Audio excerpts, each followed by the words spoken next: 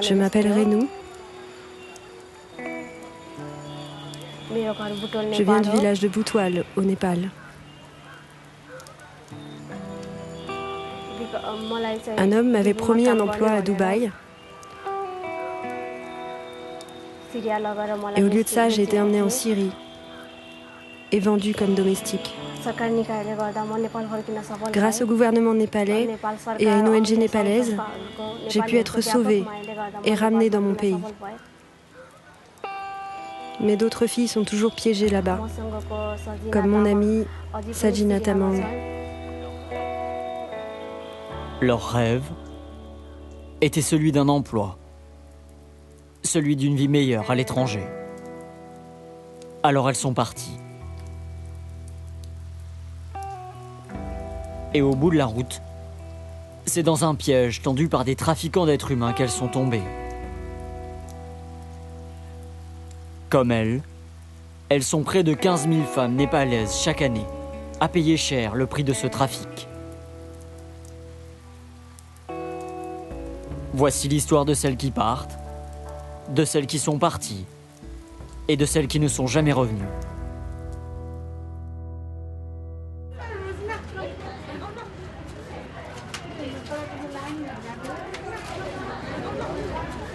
Ah, ton visa est arrivé?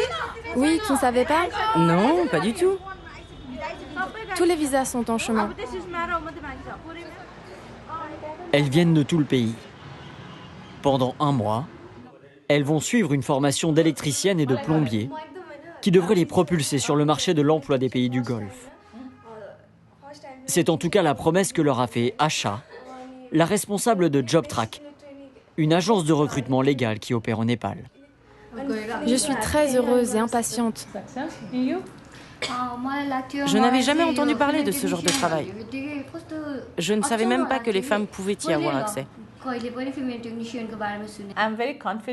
J'ai confiance. Ces filles iront dans les meilleures entreprises du Moyen-Orient. Je ne traite jamais avec des intermédiaires.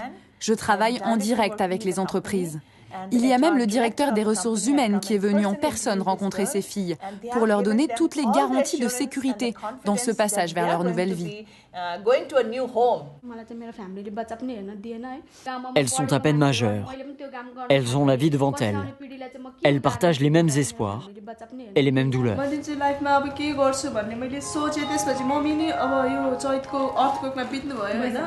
J'ai perdu ma mère dans le tremblement de terre. Ça a détruit notre famille, mon futur. Je pensais aller étudier aux États-Unis un jour. Tu es forte. Je ne veux pas me souvenir de ça. C'est le moment le plus triste de ma vie. Tu es forte, souviens-toi. Pense à ta maman, elle te suit de là-haut. Elle sera toujours avec toi. Quel que soit le problème que vous rencontrez, vous m'appelez.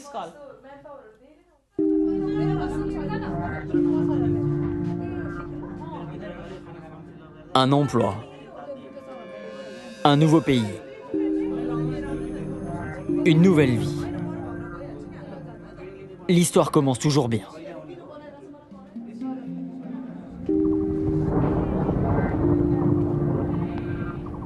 C'est aussi comme ça qu'elle a commencé pour Sajina Tamang.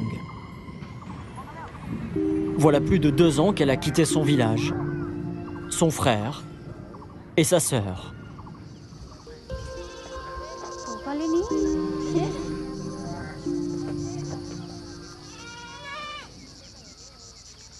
Regarde là, nous étions dans les champs de thé. Ah bon, tu crois? Quand je regarde ces photos, je me souviens de ma sœur. Ça me rend triste qu'elle soit toujours prise au piège là-bas. Je sais que beaucoup de gens vont tenter leur chance à l'étranger. Donc je lui avais dit que le jour où elle voulait partir, elle ne devait pas m'en parler et s'en aller en silence. Le jour de son départ, je me suis enfermée aux toilettes et elle est partie sans rien dire.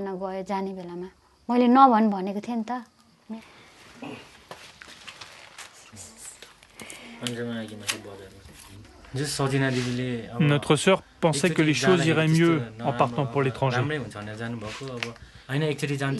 Elle a un fils. Son mari ne s'en occupe plus. Il ne se souciait pas d'elle non plus. Elle a dit qu'elle partait pour améliorer l'avenir de son enfant.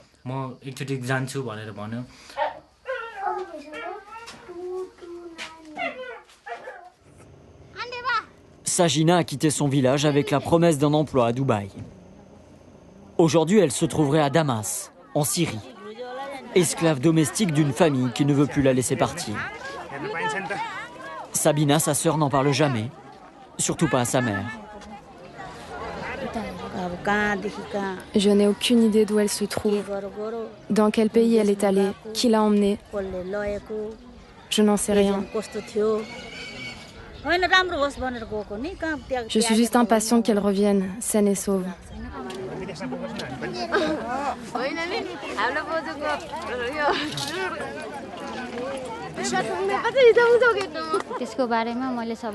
Ma mère est assez âgée. Elle ne pourrait pas s'en remettre si je lui disais que Sajina se trouvait en Syrie. Je lui donne des nouvelles de temps en temps et je lui dis que tout va bien.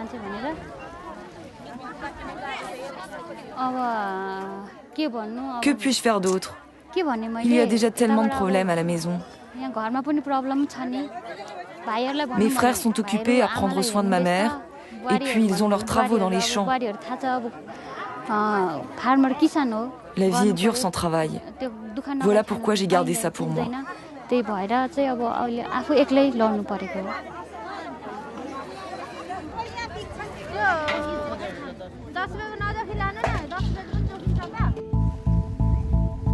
C'est une frontière de 1751 km qui sépare le Népal de l'Inde.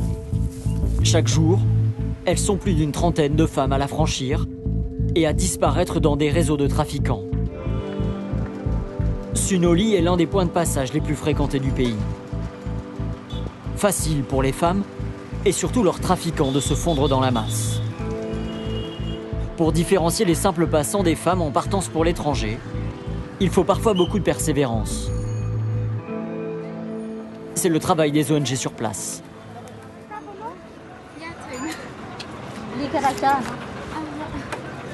Hé, toi, s'il te plaît, enlève ton foulard.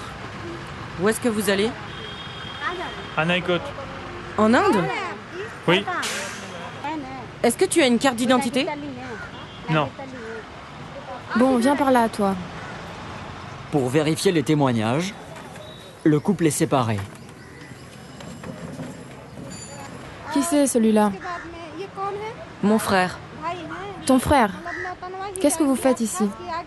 On vient du marché. On rentre à la maison.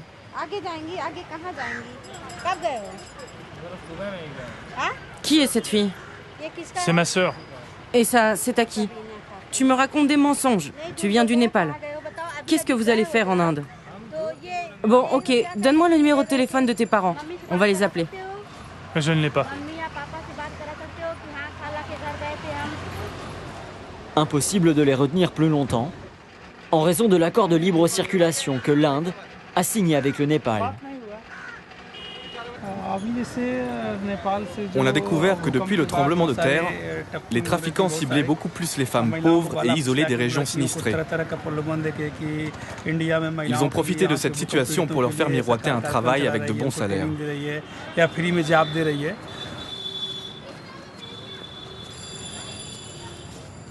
C'est à Sunoli que l'un de ces trafiquants avait donné rendez-vous à Sajina et à deux autres de ses amis, dont Renu.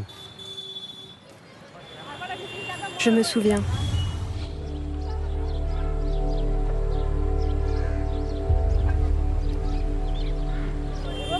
Quand j'ai quitté ma maison, je pleurais beaucoup.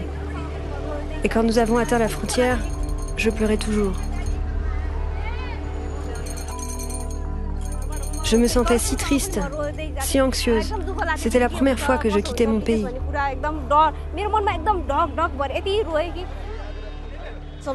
L'agent a pris nos bagages et les a portés de l'autre côté de la douane. Pendant ce temps-là, une femme nous a fait traverser la frontière, mes deux copines et moi. Le policier, le personnel de sécurité, personne ne nous a rien demandé.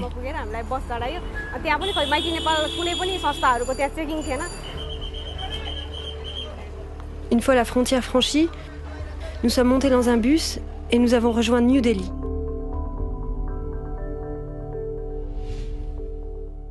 Il y avait l'agent et un autre homme.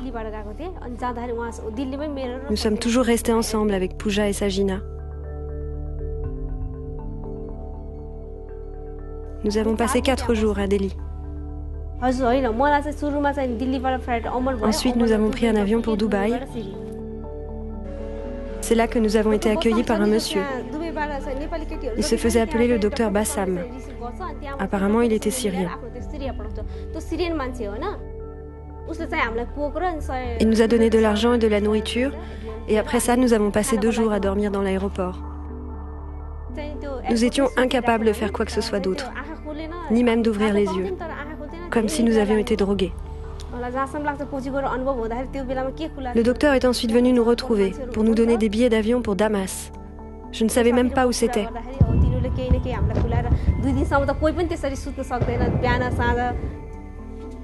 En arrivant là-bas, nous avons été rassemblés dans une pièce avec d'autres femmes du Bangladesh.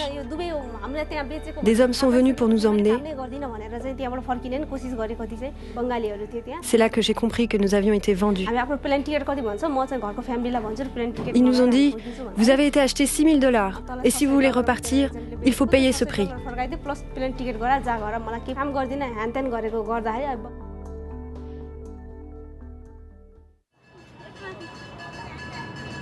Après 18 mois passés en Syrie, Renu est rentrée au Népal. Elle doit ce retour à un message d'appel à l'aide posté sur la page d'un réseau social et repéré par les autorités népalaises. C'est elle qui, par l'intermédiaire de leur ambassade en Égypte, ont négocié la libération de Renu avec la famille qui la retenait.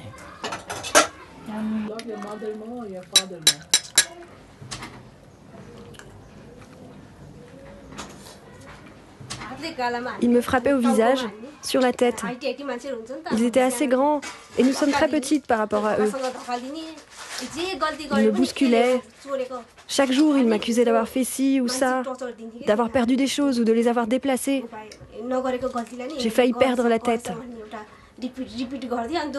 Chaque soir, j'étais effrayée à l'idée de ce qui allait arriver le lendemain. Depuis son retour, Renu n'a plus qu'une seule idée en tête. Retrouver son amie Sajina, avec qui elle est partie en Syrie. Ça, c'est elle et moi. Nous étions à l'aéroport.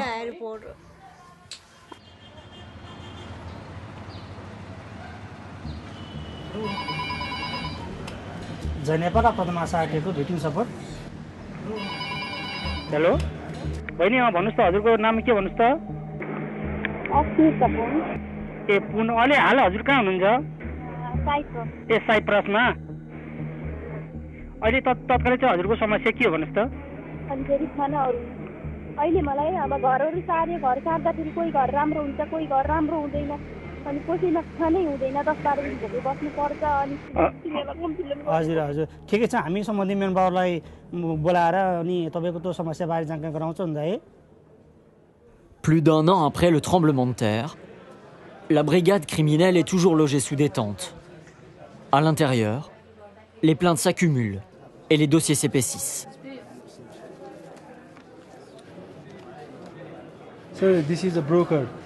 Donc ça, c'est l'un des agents. Il y a une plainte contre lui pour trafic d'êtres humains. Ce sont les détails du dossier que nous avons rassemblés sur lui. Nous avons plusieurs numéros de téléphone et les liens entre eux. Et tout ça nous a mené jusqu'à cette personne dont vous voyez la photo. Nous pensons qu'il a fui quelque part en Inde. On essaie de retrouver sa trace. Nous travaillons avec la police indienne sur ce dossier. On a constaté qu'il commence par prendre les femmes en photo. Ils envoient ensuite les clichés aux clients internationaux via des plateformes de messagerie.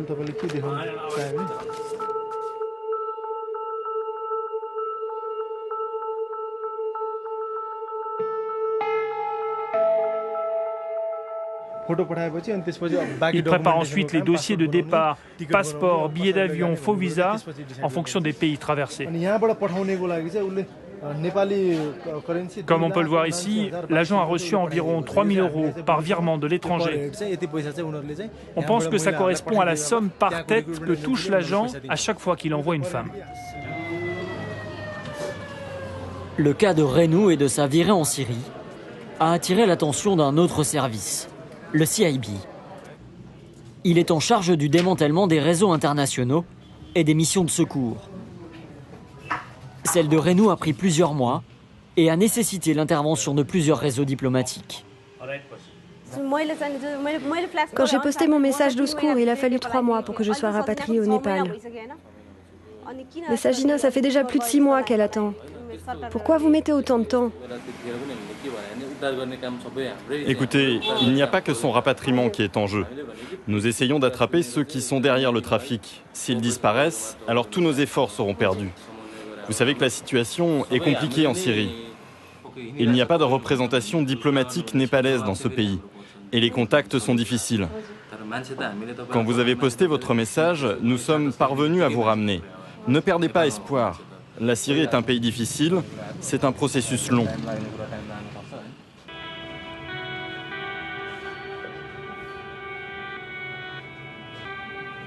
Le travail des inspecteurs ne fait que commencer. Il a d'ores et déjà permis l'arrestation de l'agent local qui a guidé Renou et Sajina jusqu'à New Delhi. C'était un voisin de la famille. Il croupit aujourd'hui en prison. Renou ne l'avait pas revu depuis son retour de Syrie. Elle tenait absolument à lui faire face.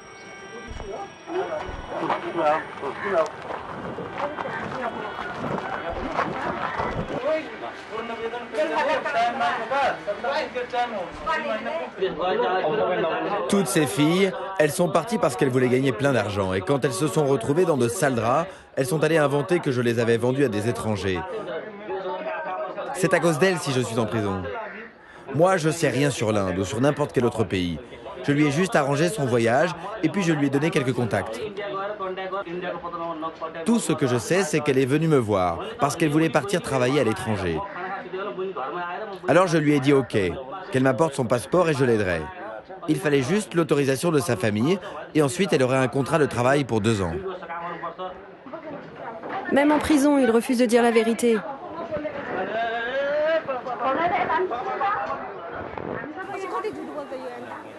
Comment il peut mentir comme ça?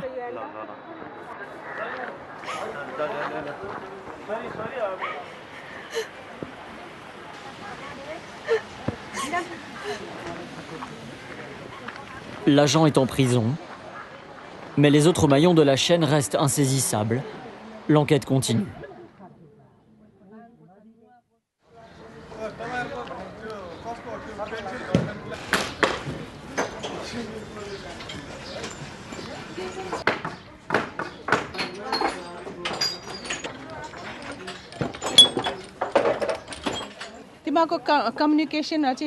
N'oubliez pas, essayez de communiquer en anglais, même entre vous.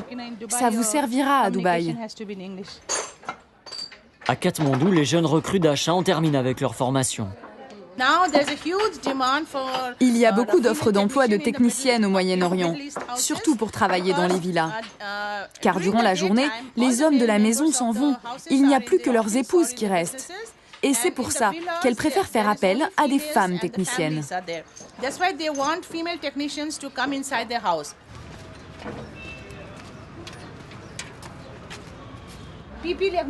Pense à me ramener ton passeport. Pendant 35 jours, ces jeunes femmes auront découvert les bases du métier d'électricien et de plombier. Un savoir-faire qu'elles vont mettre en pratique dans quelques jours dans les riches villas des pays du Golfe.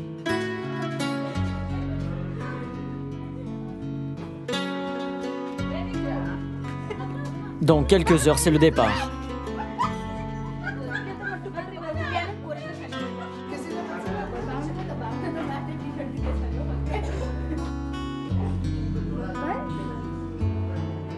Comme ça, c'est joli. Nous allons partager ce gâteau d'adieu pour vous souhaiter tout le meilleur dans ce nouveau métier de technicienne.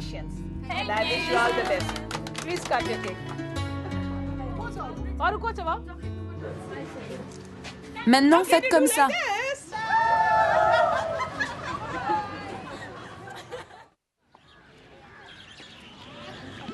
« 28 mois se sont écoulés depuis le départ de Sajina. Une femme m'a appelée et elle m'a expliqué qu'elle travaillait pour une ONG. Elle dit qu'elle peut nous aider.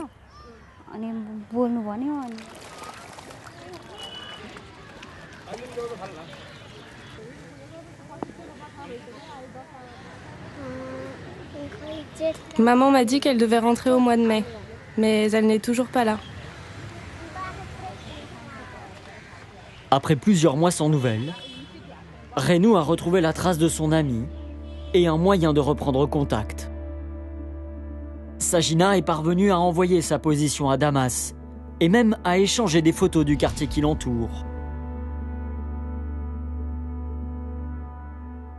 Des discussions ont été entamées avec les services népalais, avec la famille qui le retient. Il est 2h du matin à Katmandou, 23h15 à Damas. Les conversations sont rares.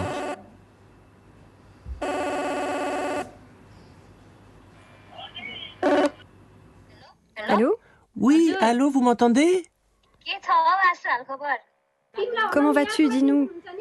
Nous avons entendu qu'il y avait de nouveaux bombardements. Je ne sais pas ce qui se passe dehors. Je reste à l'intérieur. J'ai entendu des bruits. Oui, même la nuit. C'est tellement fort. Parfois, c'est toute la maison qui vibre. J'ai peur. Les sons des explosions sont tellement puissants qu'ils font trembler mon cœur. Et qu'en est-il de ton salaire? Elle ne paye plus depuis 6 mois. Parfois, elle m'interdit de manger et me force à travailler. Elle me menace de couper mon téléphone. Un jour, elle m'a enfermée dans les toilettes. Est-ce que tu sais s'il y a encore beaucoup de filles là-bas? Oui, il doit y en avoir entre 15 et 20 dans le quartier autour de moi. La plupart sont arrivées là sans savoir où elles étaient tombées. Elles demandent de l'aide et elles sont régulièrement frappées par les agents qui les ont emmenées là. Ça me rend triste de voir ça. Il y en a une qui est devenue folle. Elle est de Japa. Elle s'appelle Mandira. Que lui est-il arrivé? Est-ce qu'elle a été emmenée ailleurs? Est-ce qu'elle a été tuée? Personne ne le sait.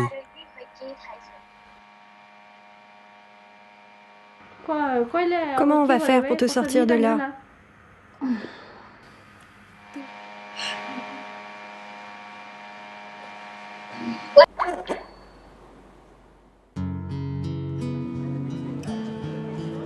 Ce soir, elles sont 20. Leur destination, Dubaï, Abu Dhabi. Elles s'en vont pour 2 ans minimum. Il y a des larmes, des rires, des promesses scellées dans des étreintes qui durent plus longtemps que d'habitude.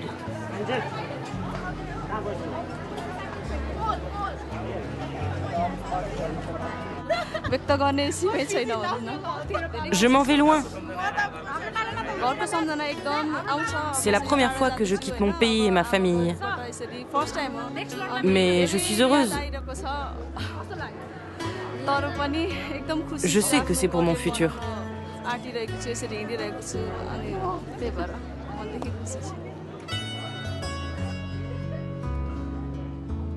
Demain, c'est une nouvelle vie. L'histoire commence toujours bien.